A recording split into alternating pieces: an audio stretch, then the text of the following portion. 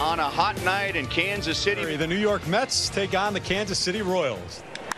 Fly ball center field, going back at the track at the wall. It's out of here.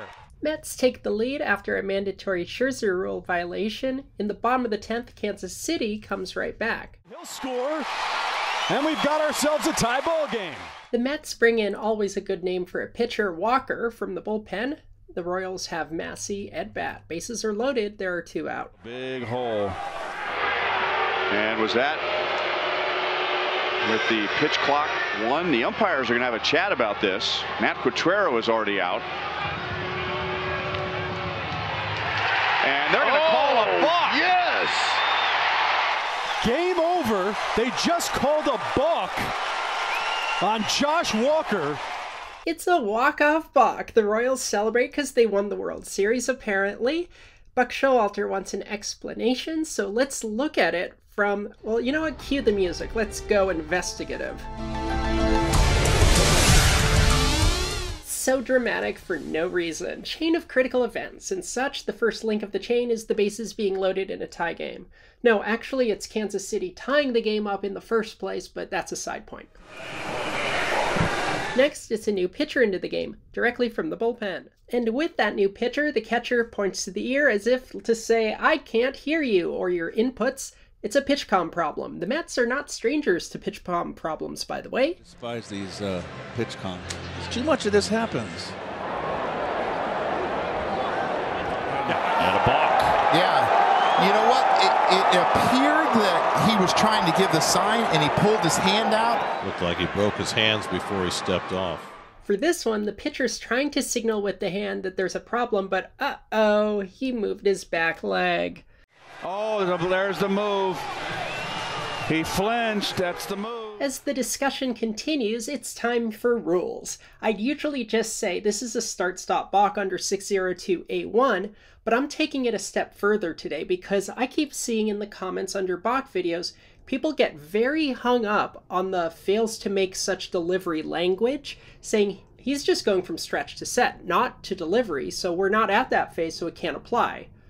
We need to clarify that the rule does also apply to the forced stretch to set phase. Because the rulebook is so disorganized, it's not your fault you didn't see it, we actually have to go back to 50782, which talks about set position, specifically requiring the pitcher goes from stretch to set without interruption and in one continuous motion. So putting it all together back at 602, we note that yes, the delivery part is pretty explicit, but Enterprise, you also can have a balk for a start-stop during a stretch to set violation, as per 507. What a way to steal one. As for the rules, we are done, right? Well, we're going to go a step further than that. We're going to talk about umpire mechanics. So the catcher tries to save this by calling time. Blakney immediately puts the hand out, so he is considering this a disengagement and clarifies to the catcher that, yeah, I am giving you time. Now, part of that looks to be directed at maybe John Tumpane because he's coming across the field to talk to Marvin Hudson, the chief at first base, because the first and third base umpires, who are in best position to see this, both have that start-stop on the leg flinch. This is where I put another link in the chain of critical events because Tumpane and Hudson briefly talk, basically confirming they saw the balk, but neither of them appears to talk to Blakney, the plate umpire, about the catcher requesting time out, or Blakney's own signal of disengagement. Timing-wise, obviously, if the leg flinch comes before the timeout call, it's a good call, it's a balk.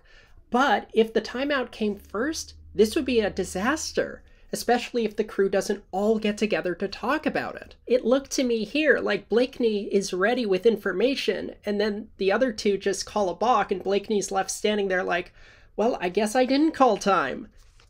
Maybe you should include the whole crew for discussion, but that's just an outsider's opinion. Thanks for the question, though. It was a good one, and I hope that it helped clarify what might have happened. Like and subscribe, Close Call Sports on Discord, Twitter, Facebook, and we'll see you on the site. Third base umpire made the call. It was John Tumpane. Wow. Oh, man. Wow. Wow. Manischewitz. L'chaim.